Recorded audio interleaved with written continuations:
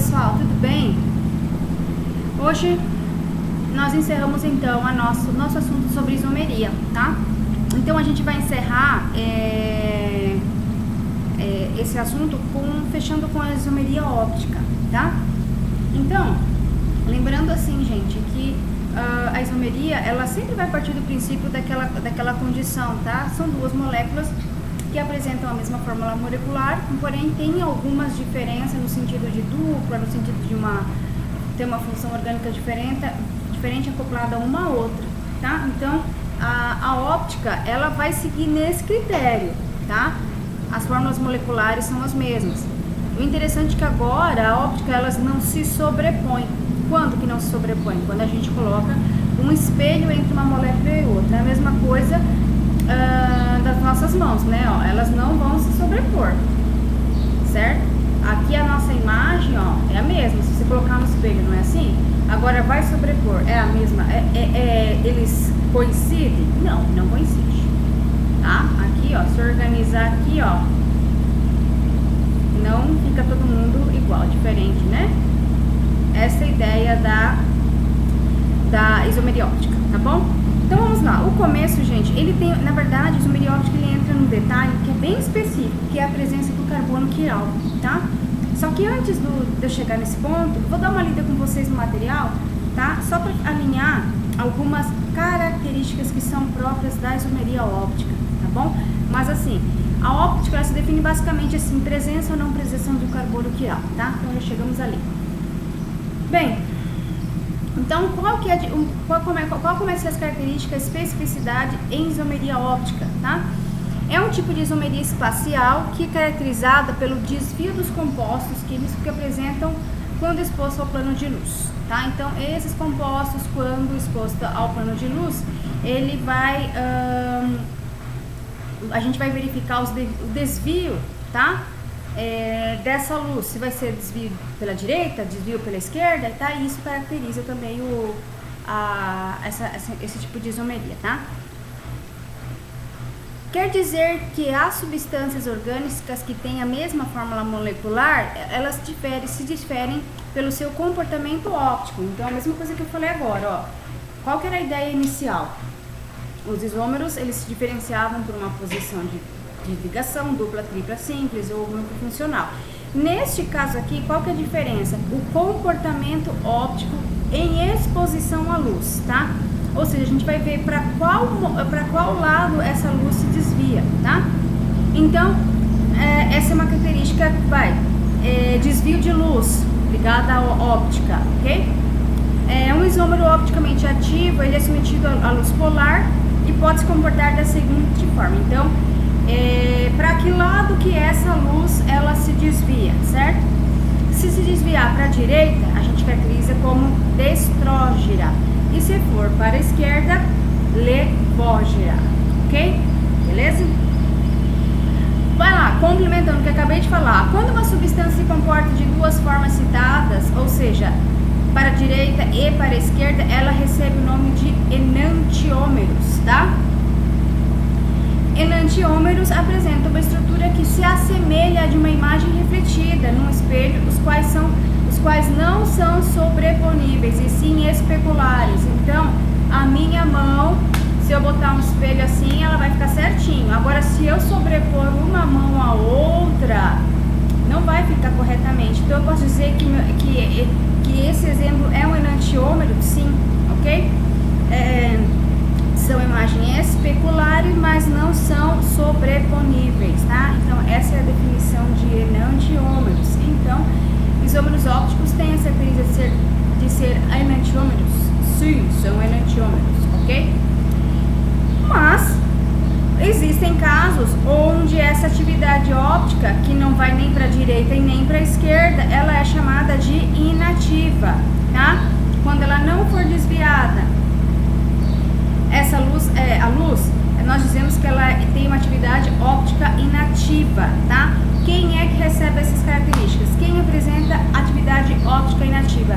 São as misturas racêmicas, ok? E aí, gente, aí onde que então observo? Tudo bem, agora a senhora falou um pouco da teoria, bem sucinta, e como que eu observo numa molécula a presença de uma atividade óptica ativa, né? Lembra que antes, nas outras atividades, a gente sempre colocava duas moléculas e fazia as comparações e aí verificava o que tinha, né, de diferença, né? Embora as duas moléculas apresentavam a mesma composição, né? No que diz respeito ao número de átomos e tudo mais. Bem, agora, como é que eu observo, então, que existe atividade óptica em uma determinada, nos isômeros? O que eu vou verificar? A presença de um carbono quiral. Gente, é muito simples, tá? Eu reproduzi aqui no quadro o mesmo exemplo que eu coloquei aí. Então, aqui é um espelho, tá? Então, tem essa molécula refletida, vai dar exatamente nessa. Se termina com C dupla O, começa a imagem refletida com C dupla O, tá? E o que é o carbono quiral? Gente, é um carbono que vai apresentar, lembrando que os carbonos são tetraédricos, tá? Então, esses carbonos, eles vão ter que apresentar o quê? 4 ligações diferentes. Então, veja, NH3 é diferente de CH3, que é diferente de H e que é diferente de C dupla OH. Então, veja esses elementos que eu circulei, gente, o que apresentam? São totalmente diferentes entre si. Deixa eu forçar aqui. Então, este é diferente deste, que é diferente deste e deste aqui. Então, geralmente a gente simboliza com um asterisco esse carbono. Essa é a forma de apresentar e dizer, certo, que ali que este isômero, né, esses são isômeros, ó, especulares, mas não vão ser sobreponíveis, certo? Esses isômeros são opticamente ativos. Por quê? Porque apresenta carbono quiral, ok? Então, gente, basicamente, essa é a característica principal de isomeria óptica. Tem que apresentar carbono quiral. Se não apresenta, então a sua atividade óptica é inativa. Então, eu posso dizer que é uma mistura química, assim, tá? Ô, gente, na sequência, eu falo mais um pouco do carbono quiral e já venho com os exercícios, tá? O que eu pensei aqui? Eu vou deixar preparado e vou fazer o número 2 com vocês, para ficar mais claro, que é bem simples mesmo, é só verificar, abrir a molécula, então no número 2 ele não está totalmente exposto como deveria. Pensa assim, como a análise é dentro do carbono, o carbono tem que formar 4 ligações. Então, o que eu vou fazer no exercício 2? Eu vou deixar preparado para vocês as 3 moléculas A, B, C, e aí a gente vai verificar junto aqui se tem atividade, se tem carbono quiral ou não, ou apresenta atividade óptica sim ou não, tá bom? Vamos lá.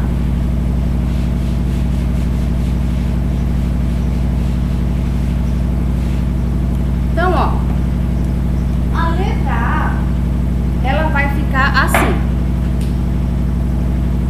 C.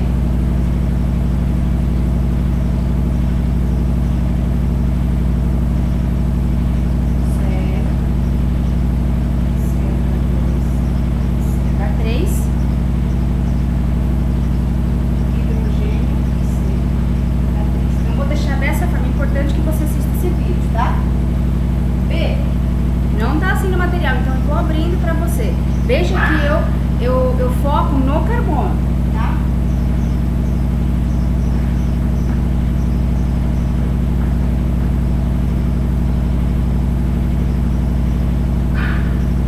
C.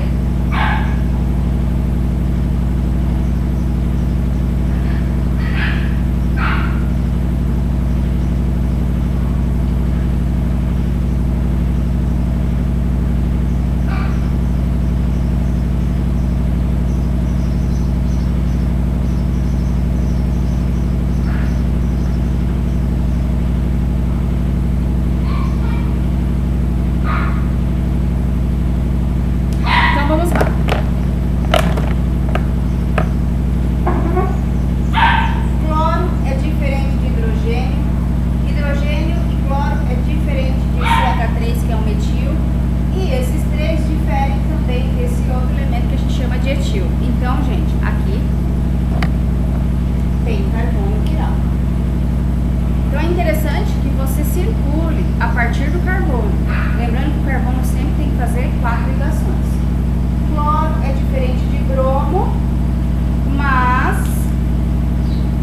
CH3